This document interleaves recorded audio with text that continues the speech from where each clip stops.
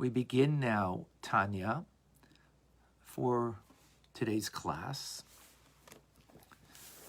and we continue with the idea of the BIT, all of us, being in training that we all want to be, to have the capacity to bring to our awareness the soul's desire to always be connected with God and never to be disconnected.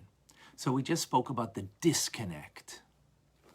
The disconnect meaning the sense of fear, dread, that we don't want to be disconnected, even for a moment.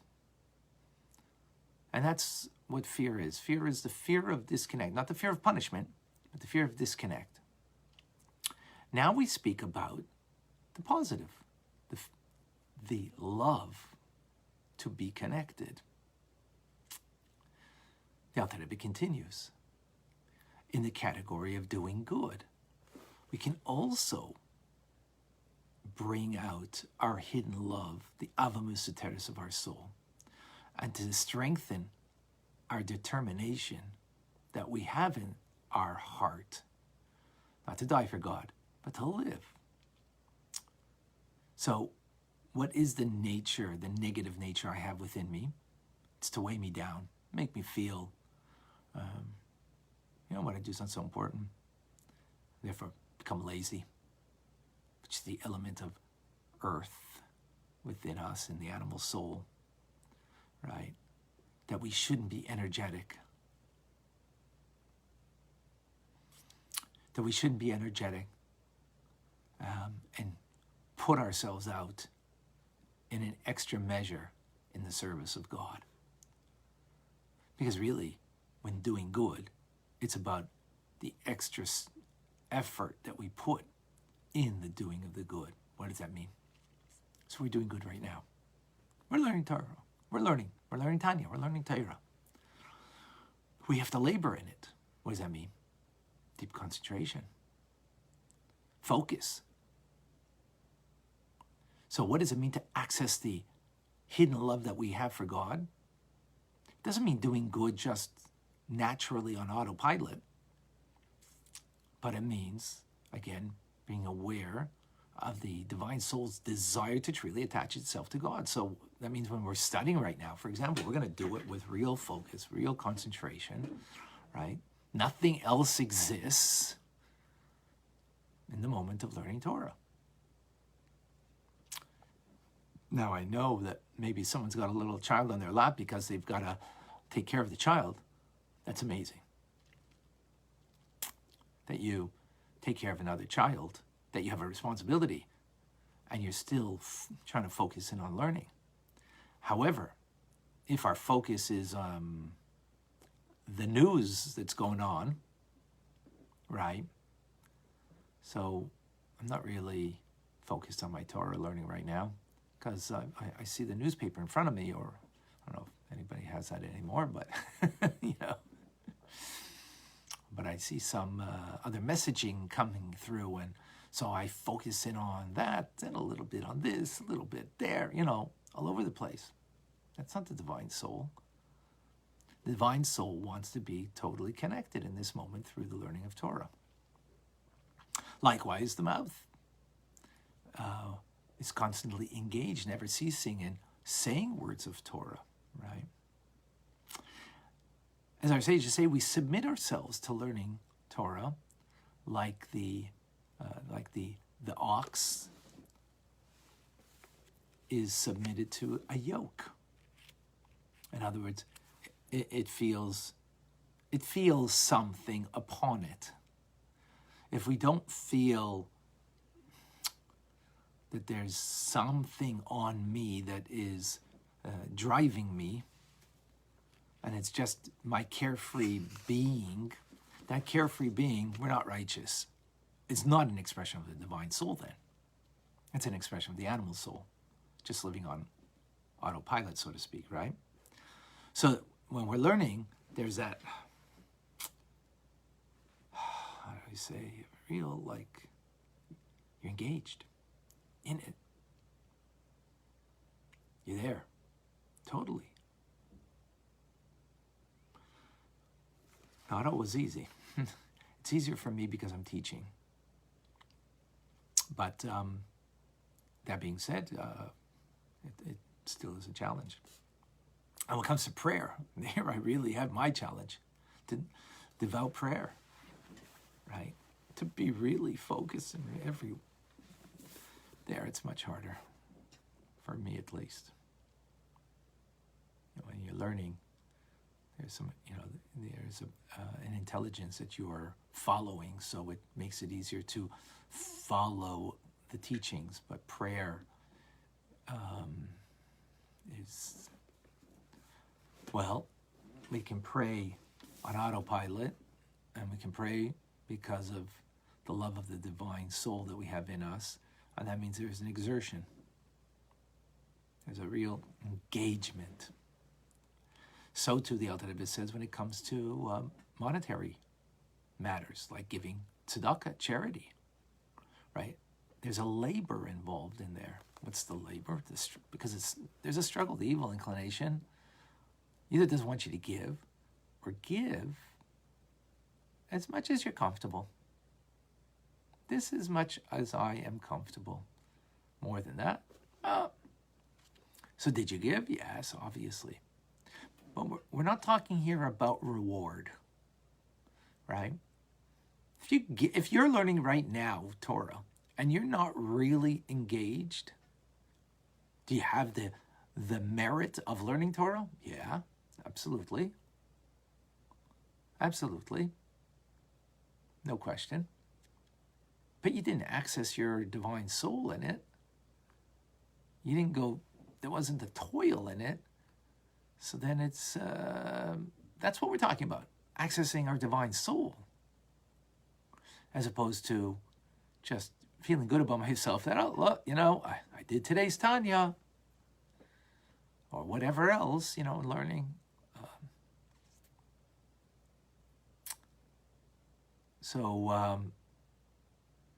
Yeah, is it worthy of reward? For sure. But that's not at all the discussion here.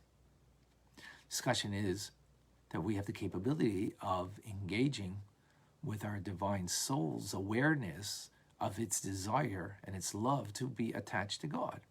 How does it express itself? Full engagement. So it means there's real concentration going on. So when it comes to giving, did I fulfill a mitzvah? Like, when I put a quarter, a dollar, whatever, into the charity box, into the pushka? Absolutely. Absolutely. So is it every time that I'm going to give charity, am I going to be engaged with my divine soul? Probably not. But at times, it's possible, because you are giving something that could be used, that you think, say, hey, I could use this for me. Whether it's to buy a good meal, or whether it's to buy something pleasurable for my life, right?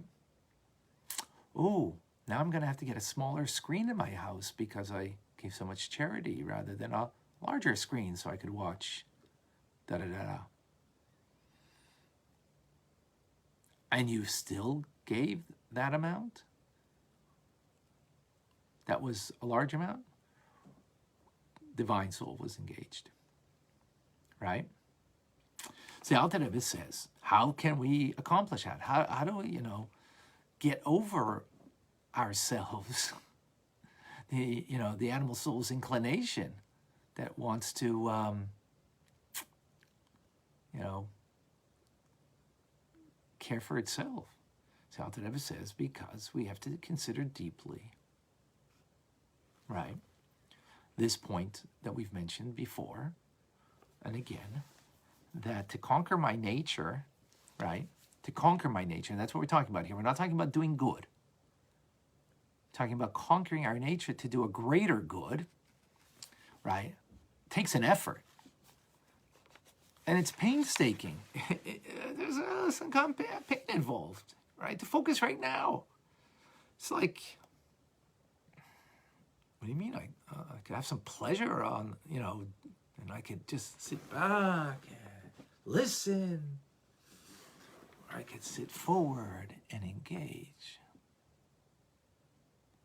Parenthetically, by the way, the Rebbe, by Farbrengen, never had his back against the chair. Never sat with his back like this. He's always forward. His back never touched the back of the chair.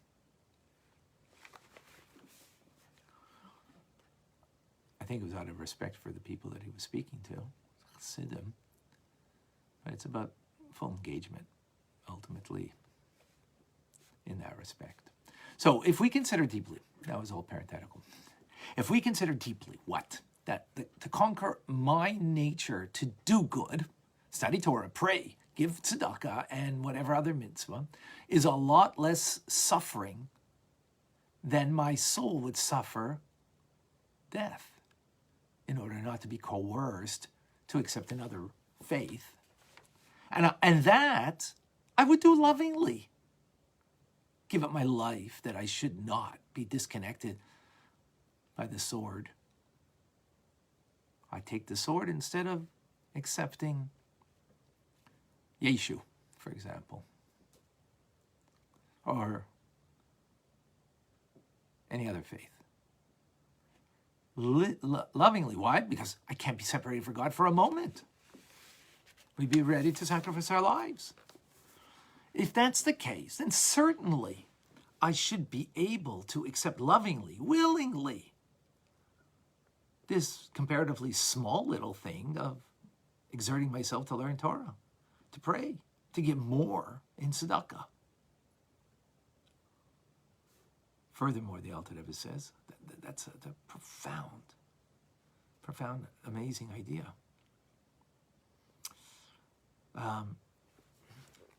So he says this is like a twofold fortiori. In other words,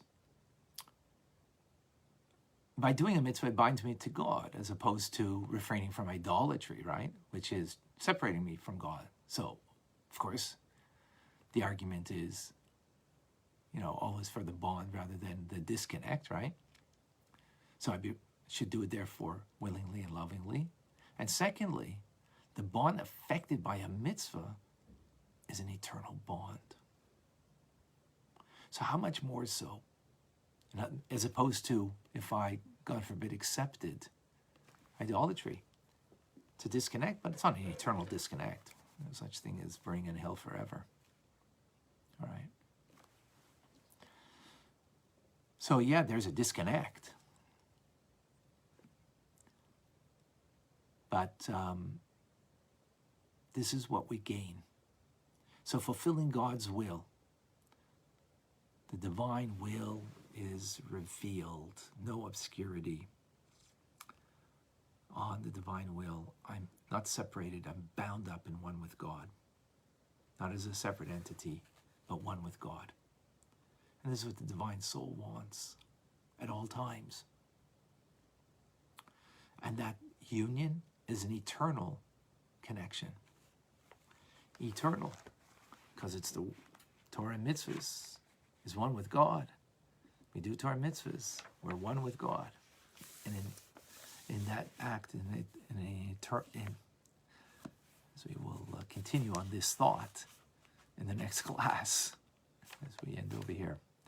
I know now that. What do we know now? Please share.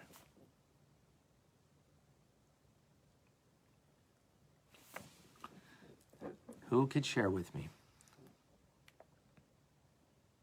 Andrew, our divine soul is awakened when our faith is tested, which we have seen over time and given the choice to convert or die, which even a non-observant Jew chose death for their faith. Yes, very true. So in this part, what do we know now? TJ, I know now that the soul expresses itself by full engagement and concentration in the mitzvah, as opposed to acting out of habit or acting simply put of self-interest. And to do it so takes a painstaking effort. Excellent. And I know now that I can bring out my inner love and strengthen my determination to love God with all my heart, as in the Shema, by being aware of the divine soul and really attach myself to God, who is one. Nothing else exists. Yeah, very good. Okay, by the way, anybody want to come on? Please let me know. Denise, I know now that the divine soul wants to connect. The divine soul wants to connect and live for God. I accomplish this by doing good. So being aware of my divine connection to God at all times, I must learn to be totally engaged, turn away from the animal soul's wants, and also know that even unintentionally disconnect, I can do tshuva to reconnect. Excellent. Okay. Work.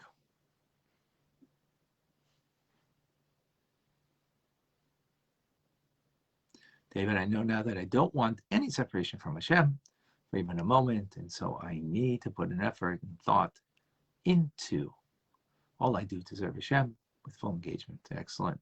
Eugenia, I know now that to access my divine soul, I need to stay fully engaged in Torah, prayer, and perform mitzvahs. Excellent. St. Michael says adding. Is it? Is your phone turned on its side? Needs to be.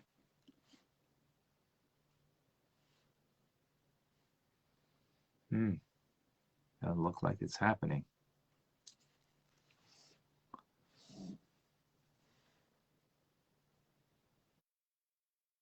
No, no answer.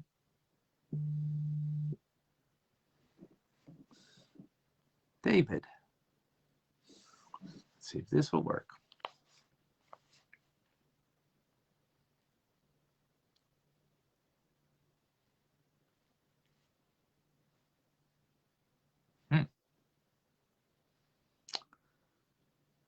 Folks, anybody else to add? I know now that.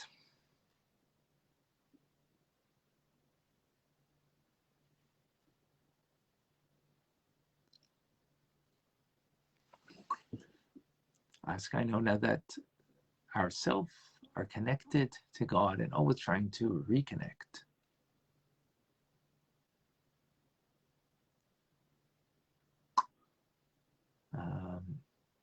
Excellent. Okay.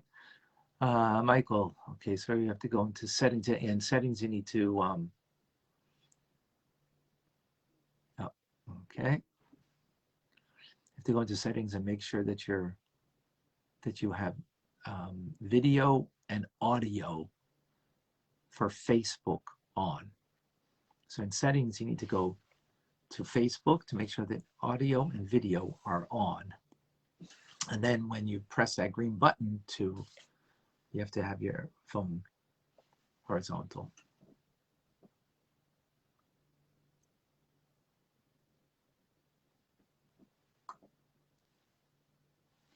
Let's see, Natalace. I don't know if I got that pronounced that right.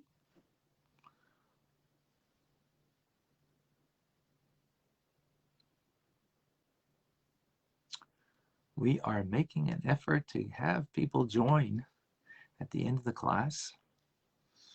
And sometimes it works, and sometimes it doesn't. Okay. Right.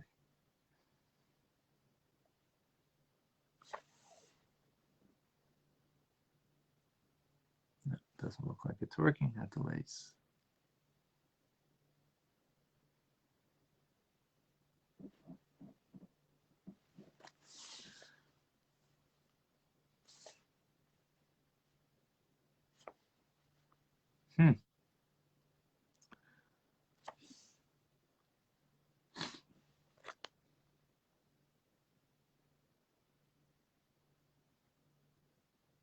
No answer. David? Any luck?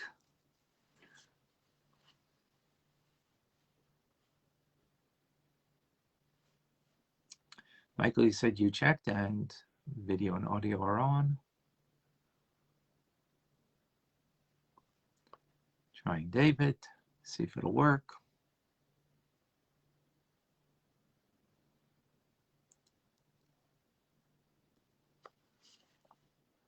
Doesn't look like, nope. All right.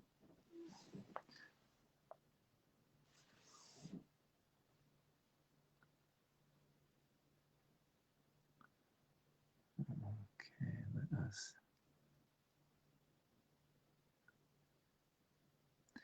Well, Michael, I see I can't add you over here to ask you. So there must be something on your part that is not correct. That the fact that I can't ask to add you. So I guess we'll have to wait for another time. Oh, is there somebody else? No, okay. All right, folks. I'm Rabbi Ronnie Fine, coming to you from Chabad Zurich and Kadesh in Montreal, Canada, where it's a privilege and a pleasure to share with you the Tanya. Have a wonderful day, a good Tvach. A reminder tonight, Torah studies at 6:30, and you can catch it on our Facebook page of Chabad Zichron or mine, Tanya Rabbi, or if you want to be on the Zoom, private message me and I send out all that information. Wishing you a wonderful day. Don't forget to share. Thank you very much. Have a wonderful day.